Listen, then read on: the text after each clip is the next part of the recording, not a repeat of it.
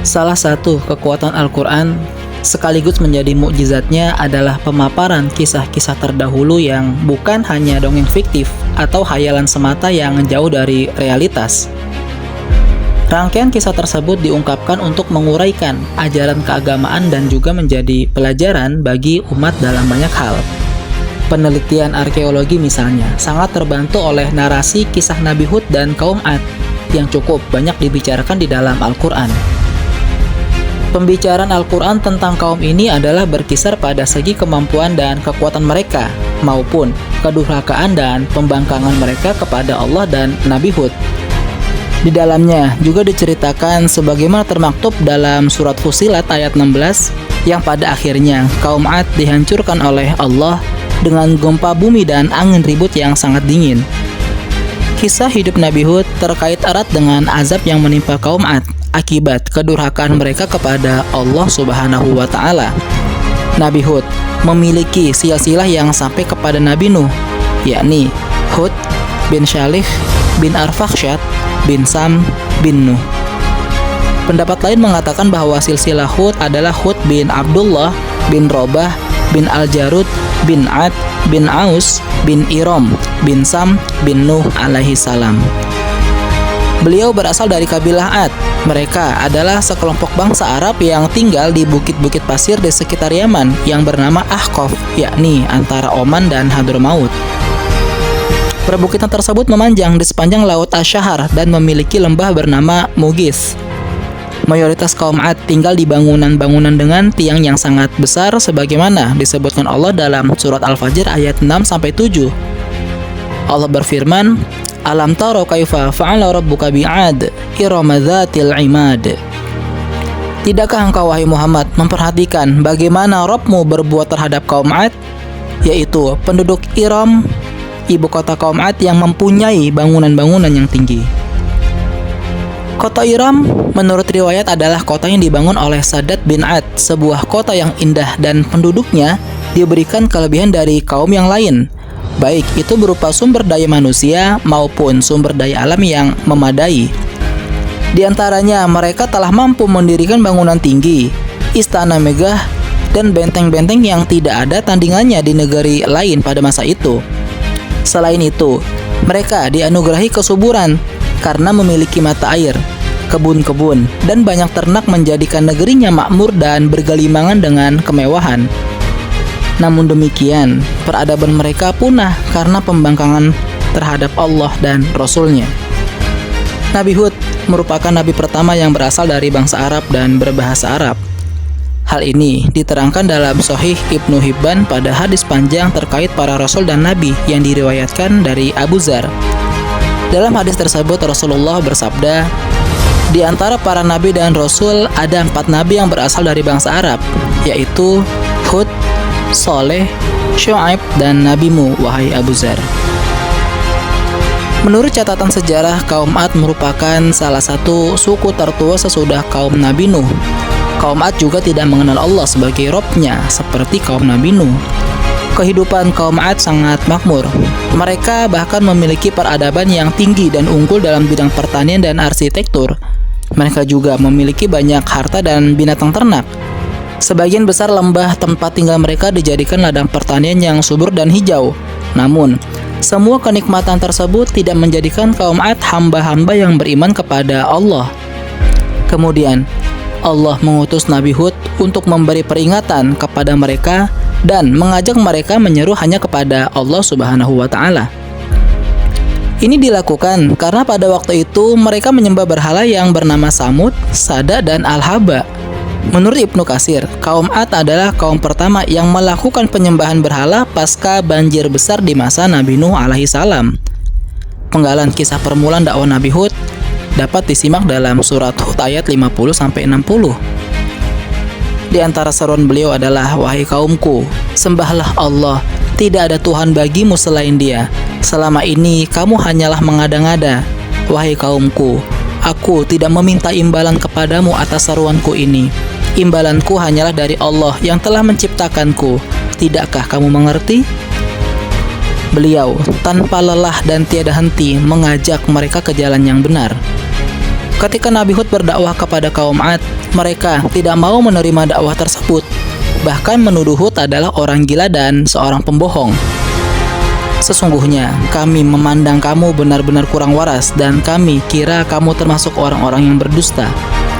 Kemudian Nabi Hud menjawab, "Wahai kaumku, bukan aku kurang waras, tetapi aku ini adalah Rasul dari Tuhan seluruh alam."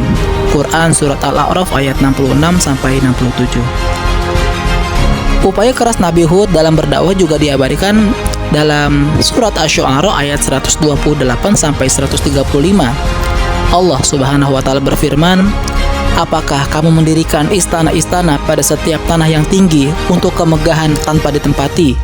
Dan kamu membuat benteng-benteng yang dengan harapan kamu hidup kekal? Dan apabila kamu menyiksa, maka kamu lakukan secara kejam dan bengis. Maka bertakwalah kepada Allah dan taatlah kepadaku." Quran Surat Asy-Syu'ara ayat 128-135.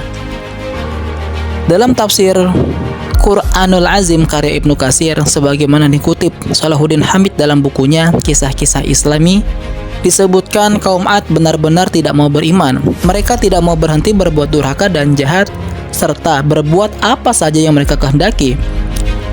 Sifat takabur kaum Ad sudah demikian hebatnya sehingga tidak dapat diubah oleh siapapun. Akibat dari keingkaran kaum Ad, kemudian Allah menurunkan azab kepada mereka berupa bencana kekeringan yang melanda ladang dan kebun mereka.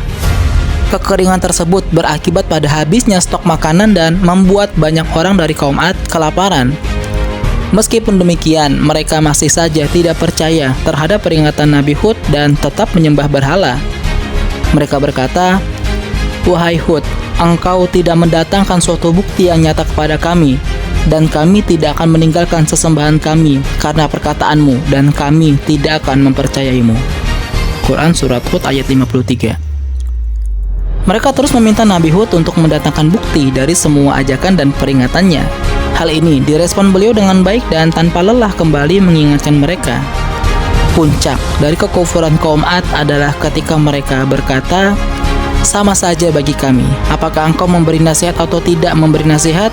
Agama ini tidak lain hanyalah adat kebiasaan orang-orang terdahulu, dan kami sama sekali tidak akan diazab." Syu'ara ayat 136-138.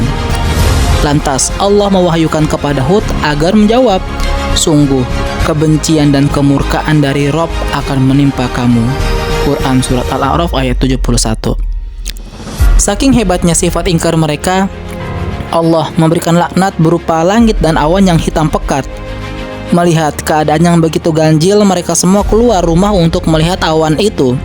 Akhirnya mereka berkata, "Itulah awan panjang, mendandakan sebentar lagi hujan akan turun untuk menyiram tanah tanaman kita, memberi makan dan minum kepada binatang-binatang ternak kita." Nabi Hud lalu berkata kepada mereka, "Itu bukan awan rahmat, tetapi awan yang membawa angin samun yang akan menewaskan kalian semua, angin yang penuh dengan siksa yang sepedih-pedihnya." Kemudian angin dahsyat itu berembus luar biasa hebatnya. Binatang ternak mereka yang sedang berkeliaran di padang terbang berhamburan, yang kecil dan yang besar terbang meninggi ke angkasa. Allah mengabadikan kisah azab terhadap kaum Ad dalam Quran Surat Al-Haqqah ayat 6-8. Allah berfirman, "Sedangkan kaum Ad, mereka telah dibinasakan dengan angin topan yang sangat dingin. Allah menimpakan angin itu kepada mereka selama 7 malam 8 hari terus-menerus. Maka kamu melihat kaum Ad pada waktu itu mati bergelimpangan, seperti batang-batang pohon kurma yang telah kosong atau lapuk. Maka adakah kamu melihat seorang pun yang masih tersisa di antara mereka?" Azab Allah kepada mereka berupa awan hitam beserta angin yang sangat pedih untuk membinasakan mereka semua itu juga tercatat dalam Al-Ahqaf ayat 24-25, yang artinya, "Itulah azab yang kamu minta agar disegerakan datangnya, yaitu angin yang mengandung azab yang pedih, yang menghancurkan segala sesuatu dengan perintah Robnya, sehingga mereka kaum Ad menjadi tidak tampak lagi di bumi kecuali hanya bekas-bekas tempat tinggal mereka. Demikianlah kami memberi balasan kepada kaum yang berdosa." Allah mengumpamakan mereka dengan tunggul-tunggul pohon kurma yang telah tidak berkepala lagi. Hal itu karena badai yang tertiup menuju salah seorang dari mereka, lalu membawanya terbang dan menjadikan kepalanya tertunduk hingga akhirnya pecah berantakan sampai-sampai ia menjadi tidak berkepala lagi. Ibnu Katsir rahimahullah menyebutkan bahwa saking kuatnya badai yang menimpa mereka sampai membelah dada-dada mereka sehingga keluarlah isi dari perut mereka. Dan ketika mereka dijatuhkan, yang pertama kali sampai ke tanah adalah kepala mereka yang membuat kepala mereka pecah. Maka dari itu, Allah mengumpamakan kondisi jasad mereka seperti batang pohon kurma yang telah kosong. Maka setelah itu, kaum Ad pun binasa. Tak ada yang tersisa dari bencana besar ini selain Nabi Hud dan orang-orang yang beriman yang berlindung di sebuah lembah. Setelah kaum Ad binasa, Nabi Hud dan orang mukmin hijrah ke Hadramaut, memulai kehidupan baru dan tinggal di sana hingga wafat. Hikmah yang dapat dipetik dari pengabadian kisah kaum Ad sebagai peringatan kepada generasi berikutnya bahwa meskipun mereka kuat dalam kekuasaan dan keperkasaan, tetapi mereka semua hanya meninggalkan artefak-artefaknya saja. Maka, membangun peradaban itu tidak hanya cukup dengan pondasi fisik, sebab tanpa adab dan akhlak akan membawa mafsadat dan ujungnya akan menghancurkan diri sendiri. Wallahu a'lam bishawab.